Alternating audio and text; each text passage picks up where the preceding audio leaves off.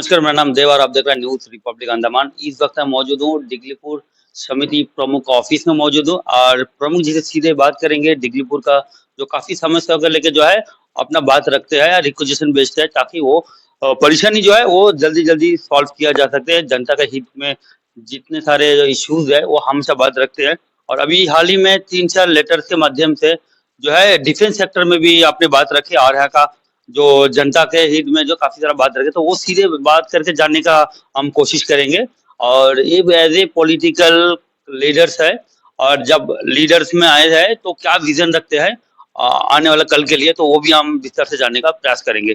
पहले तो मैं परिचय लेके फिर एक बार ये शुरुआत करते हैं। पहले तो प्रमुख सर जी आपको नमस्कार, हमारा न्यूज़ रिपब्लिक अंडमान में। तो आपके काफ़ी सारे लेटर्स मैंने देखे हैं, तो उसमें काफ़ी सारे आपने अच्छे-अच्छे जो टॉपिक आपने रखे हैं और सबसे पहले डिफेंस के मुद्दे पे आपने रखे तो पहले बार पॉलिटिकल लीडर एज अंडमान से तो फर्स्ट टाइम ये मैटर को आपने जिक्र किया है तो ये काफी अच्छा इनिशिएटिव आपको माना जा सकता है। तो आप विस्तार से थोड़ा जनता को बताइए क्या क्या क्या टॉपिक आप रखते हैं और आने वाला कल में क्या देखना चाहते हैं डिगलीपुर को। सबसे पहले तो आपका न्यूज़ चैनल को बहुत-बहुत धन्यवाद कि मेरा जो विज़न है, लोग जिस वजह से हमको यहाँ पे बैठाया है, चुना है, तो मैं कोशिश तो मुझे क्या करते रहना है और आपका माध्यम से सभी अंडमान को जो है वो बात पहुँचता है, इसलिए बहुत-बहुत धन्यवाद। और सभी को दशहरा का भी शुभकामनाएँ। हम जो मेरा जो विज़न है और मैं जो डिगलीपुर में एज़ ए प्रमुख का रूप में बैठा हूँ, 2.5 साल हो चुका है। तो मैं चाहता हूँ कि डिगलीपुर के लोग सब अच्छा से रहे और उसके लिए सबसे पहले जो है हेल्थ एक बड़ा इशू है। तो हमारा यहाँ पे जो है सीएससी तो बन चुका है ऑलरेडी, चल रहा है, लेकिन सीएससी में चलने के बाद में भी डॉक्टर्स का जो कमियाँ है, स्पेशलिस्ट का, कई बार मैंने लिखा है, मिनिस्ट्री तक लिखा है, उसका सॉल्व हो रहा है। सारा अभी तक सभी डॉक्टर अवेलेबल नहीं है। उसके साथ-साथ एक सब डिस्ट्रिक्ट मेडिकल भी बना के तैयार करके रखा है, लेकिन अभी तक उसका ओपनिंग नहीं हुआ। तो मैं इनका साथ-साथ में मैं मेरा एक मुझे बुलाया गया था डिफेंस में, तो डिफेंस में एक दिन मैं बैठा था, बैठने के बाद में अ, एक डिस्कस हुआ और मुझे भी लगा उस डिस्कस में कि यहाँ पे जो है आपका डिफेंस का 3 सेक्टर है आपका। उसमें आपका कोस्ट गार्ड है, आपका ये आपका एयर फोर्स है और नेवी है। यहाँ पे डिगलीपुर में सक्रिय हिसाब से काम कर रहा है। इनका पास में सभी का पास में अलग-अलग डॉक्टर है, हॉस्पिटल है। तो ऐसा क्यों नहीं हो कि एक हॉस्पिटल बने डिगलीपुर एक जगह जितना एक जो एरिया है उसमें 15 पंचायत के अंदर में एक डिफेंस का द्वारा अगर एक हॉस्पिटल यहाँ में बने तो एक तो डिफेंस का लोगों के लिए भी फायदा है कि एक ही हॉस्पिटल रहेगा और उससे ज्यादा फायदा हमारा यहाँ का जनता का हो सकता है। कोई भी इमरजेंसी केस अगर आता है तो हमारा पास में वो सॉल्व करने के लिए सही डॉक्टर नहीं है। तो हम लोग क्या कर सकते हैं? हम लोग उसको पोर्ट ब्लेयर नहीं बेच के हम लोग डिफेंस अगर स्पेशल हम लोग को जब इमरजेंसी ट्रीटमेंट दे तो ये चीज डिगलीपुर के लिए अगर डिफेंस चाहता है तो हो सकता है। तो इसलिए मैं राजनाथ सिंह जी को उन्होंने 2 बार आया डिगलीपुर में 2 बार आया है। पर्सनली भी मैं उनसे मिला हूँ। मैं चाहता हूँ कि ऐसा उनको एक रिक्वेस्ट किया है अंडमान की तरफ से, डिगलीपुर की तरफ से, जैसा आईएनएस आपका धनवंती वहाँ में जो पोर्ट ब्लेयर में है, तो वहाँ से हम लोग बहुत दूर में है, 333 किलोमीटर दूर में है। यहाँ भी अगर डिफेंस का एक हॉस्पिटल बने, तो उसमें तो आपका सिविल का ये भी नहीं रहेगा, आपका फंड भी जरूरत नहीं पड़ेगा हम लोगों का, डिफेंस का फंड से ही बन सकता है। तो मैं एक सुझाव के रूप से और जो डिगलीपुर के लोगों को फायदा हो, लोग हेल्थ इशू को सॉल्व कर सके, इसीलिए मैं एक लेटर राजनाथ सिंह जी को दिया है। लेटर मैं आपको दे दूंगा, उसमें क्लियर है कि यहाँ पे एक डिफेंस कमांड कमांड हॉस्पिटल यहाँ पे बने। इसके लिए मैं आपका अप्रोच किया है। कंप्लेन आते रहेंगे आते रहते हैं गांव से कि हमारा ये प्रॉब्लम है, तो इसके लिए किस किस प्रकार के कंप्लेन आपके पास आता है और इसको किस तरह से आप सुलझाने का कोशिश करते हैं। देखिए, सबसे बड़ा मुद्दा भी चल रहा है इनक्रोचमेंट को लेकर। हमारे बहुत से लोग जो है आपका इनक्रोचमेंट पे बैठा है, पोस्ट 78, प्री 78, ये जो बहुत दिनों से चल रहा है। और 2014 में जब आपका वाजपेयी जी का सरकार था, उस समय में हमारे विष्णुपद राय जी यहाँ के एमपी थे। वो बहुत कोशिशों के बाद में जो है एक पैकेज का जो 78 के बाद में बैठा हुआ है, उनके लिए एक पैकेज सैंक्शन किया था आपका 75,000 रुपया और आपका 3 बीघा जमीन। लगभग शुरू भी हो चुका था वो चीज़ को। लेकिन कुछ लोगों ने षड्यंत्र करके जो है उसको बंद करवा दिया, उसका एक केस करके कि ये बांग्लादेशी है, इसको जो है सुप्रीम कोर्ट में लेके बंद कर दिया है। तो और एक मुद्दा है जो है आपका 78 के पहले जो आया है उनको जो है 7.5 बीघा जमीन तो दे दिया है। अभी गणेश नगर, गांधीनगर, शांतिनगर, आपका तालबागान, यहाँ पे आपका ऑस्टिन टूर में भी है, करमाटंग में भी है, कुछ-कुछ जगह में जो है आपका सारा जगह में जो 78 के पहले आया है उसपे उसको 7.5 बीघा जमीन दे दिया है। जमीन तो दिया है लेकिन 7.5 बीघा जमीन का अंदर में आपका 78 के बाद में जो लोग आए हैं, जिसको पैकेज मिलना था, वो सेटलमेंट अभी तक नहीं हुआ। और लोग अभी आशा करता है भारतीय जनता पार्टी का सरकार आया है, फिर से विष्णु जी आया है। विष्णु जी तो भगवान श्री विष्णु का तरह है, ऐसा कोई काम नहीं है कि विष्णु जी नहीं कर सकता है।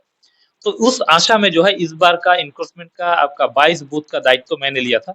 ऑस्टिन टूर से लेकर आपका टोटल आपका इंक्रोचमेंट एरिया उनका साथ-साथ में तालबागान, पश्चिम सागर से लेकर किशोरीनगर, गांधीनगर, टोटल 22 बूथ था। उनमें मेरा एक टीम था, केवल कृष्णा जी था, बाकी लोग भी थे उसमें। सब मिलके हम लोग काम किया।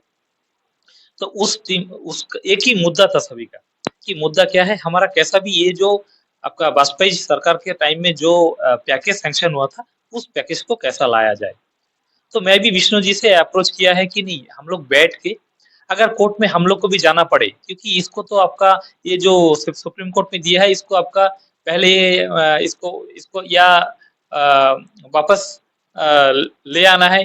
तो ले आने के लिए जो केस किया है उसको लिखित में देना होगा कि नहीं मैं अपना केस वापस ले रहा हूँ। नहीं होने से हम लोगों को भी सुप्रीम कोर्ट में जाना है।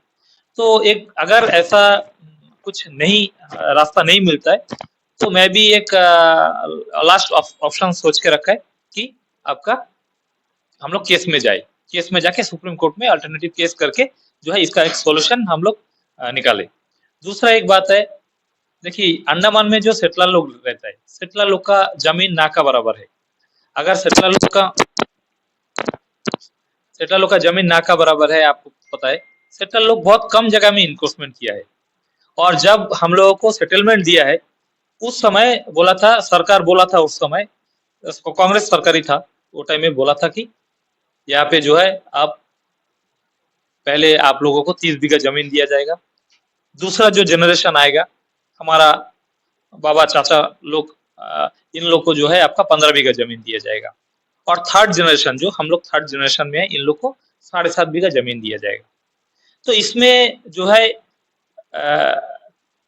अभी तक सेटलर एसोसिएशन भी यहाँ पे है, लेकिन ऐसा कोई एक्टिविटीज उन लोग का आगे मुझे पता नहीं, शायद कुछ कर रहा है। लेकिन मैं अभी जो बैठने का बाद में मैं जो है प्रधानमंत्री को, होम मिनिस्टर को, हम सभी को मैंने लेटर का माध्यम से विष्णु जी को, एलजी को विष्णु लेटर का माध्यम से मैंने दिया है कि ये जो 7.5 बीघा जमीन सेटलर लोग को देना था, आप 15 बीघा छोड़ दीजिए, 7.5 बीघा जमीन हम लोग को देना है। अभी थर्ड जनरेशन में, फर्स्ट जनरेशन में सभी का कम से कम 8 से 10 बच्चा लोग हैं। उनको अगर अब 30 बीघा डिवाइड करता है तो 2.5 से 3 बीघा जगह जो है हम लोगों को अभी सेकंड जनरेशन को मिला है। और थर्ड जनरेशन हमको, मेरा भाई बहन लोग को अभी अगर मिलता है तो एक हाउस साइड से ज्यादा 500-600 स्क्वायर मीटर। तो इसके बाद में हम लोग कहा जाए, और उसमें जो भी कोई ट्रीटमेंट में अगर बिक्री कर दिया उनके पास में तो जमीन ना का बराबर है। तो इसलिए ये तो मेरा हिसाब से जेन्युइन डिमांड है। इसको आप लोग सभी जो मेरा ये इंटरव्यू देखेगा सभी इसमें साथ देना है कि ये जो सेटलर लोग का ये जो पोस्ट 78 का प्री 78 का जो लड़ाई है, इसको जो है हम लोग आगे तक लेके जाए। और जितना 400 परिवार लोग जो इंक्रोचमेंट में बैठा है, बाकी जगह में भी बैठा है, इन लोगों को जमीन देने का व्यवस्था करे। ये आप लोग जो न्यूज देखेंगे, मैं उनसे भी आवेदन करता हूँ, आप लोग एमपी साहब को, आप लोग जिससे भी हो सके आप उनसे आवेदन करें कि ये जल्द से जल्द इसे सॉल्व किया है। सेकंड जनरेशन, थर्ड जनरेशन जो सेटलर को जो जमीन देना चाहिए, और आपको पास ऐसा कुछ अभी तक इन्फॉर्मेशन नहीं है जो सेटलर एसोसिएशन द्वारा जो कोई ठोस कदम उठाए जमीन दे करके, इस तरह कुछ? नहीं, अपडेट तो नहीं है एक्चुअली। ये जो पहले जब वाजपेयी जी का सरकार आया था विष्णु जी का समय में, लगभग तो आपका जमीन सबको मिलता था। लेकिन वो समय में जो है इंक्रोचमेंट को लेके जो एक केस किया है, उसमें जो है सेटलर एसोसिएशन भी इन्वॉल्व था। तो इसीलिए अभी का टाइम में अगर कोई सोचता है कि सेटलर एसोसिएशन, तो सोचता है कि वो एक पार्टी का, ऑपोजिशन पार्टी का एक ऐसा एक संगठन है जो कि हम लोगों को जमीन कैसे ना मिले उसका, उसके लिए तैयारी कर रहा है।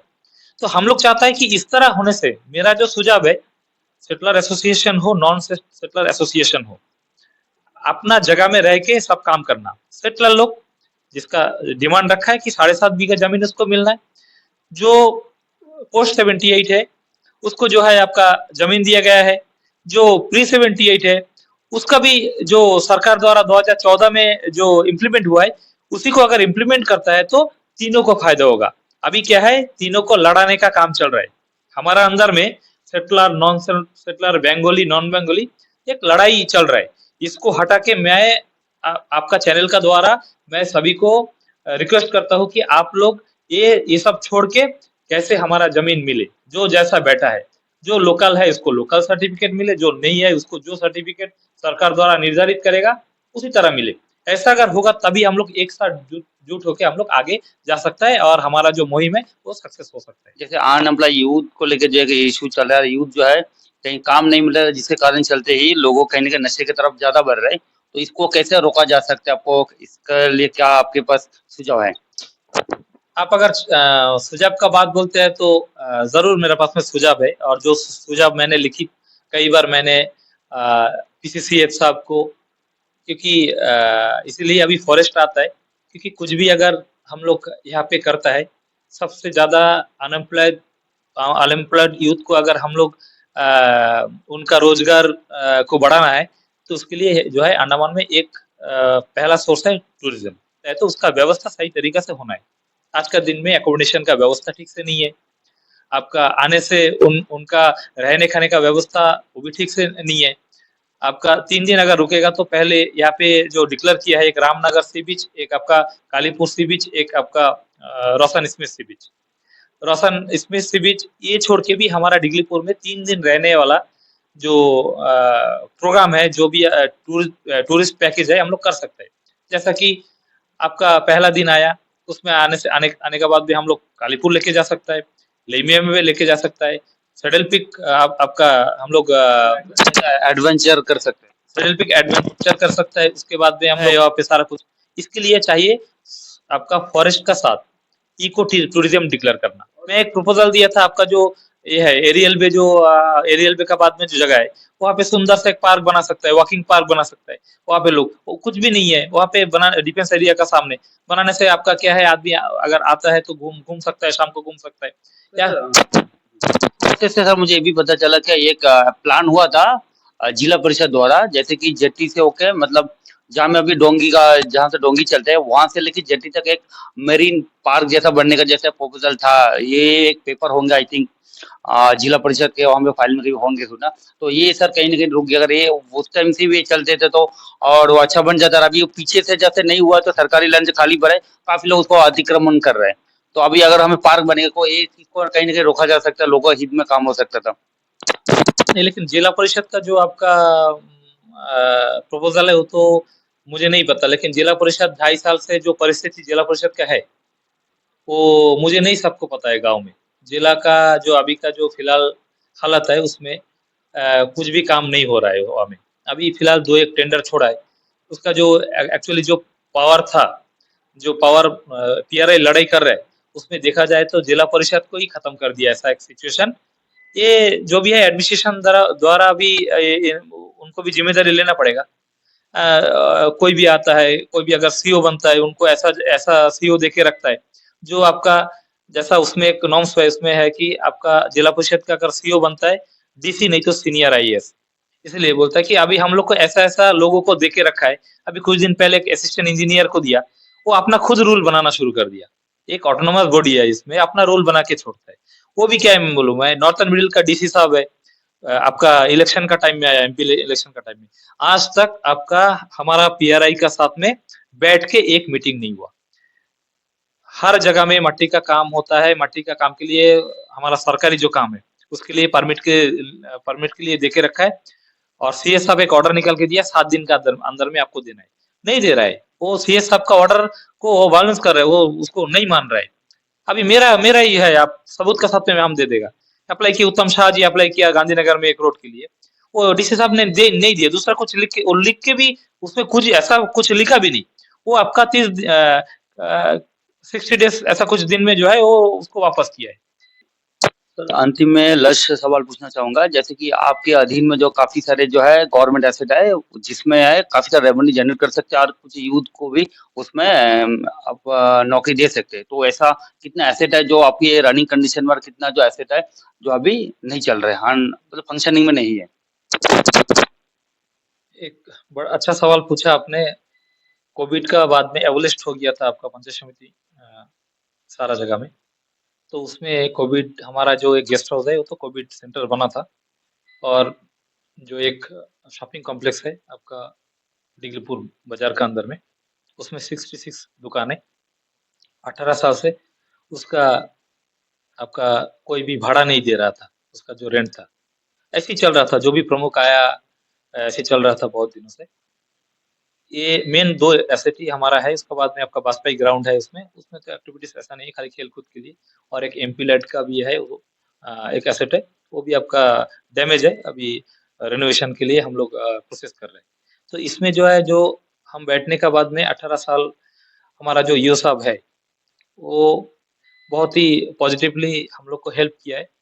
और एक ऐसा जगह में हम लोग लेके आया है, 18 साल का जो ड्यूज था सारा ड्यूज जो है हमारा क्लियर हो गया। अभी हम लोग जो है सभी से ड्यूज ले लिया। और गेस्ट हाउस जो है, गेस्ट हाउस अभी अच्छा से चल रहा है। उसमें जो है आपका हमारा 19 रूम जो है सर्विसेबल है, कोई भी अगर आता है तो उसमें आके रह सकता है। आज का दिन में हमारा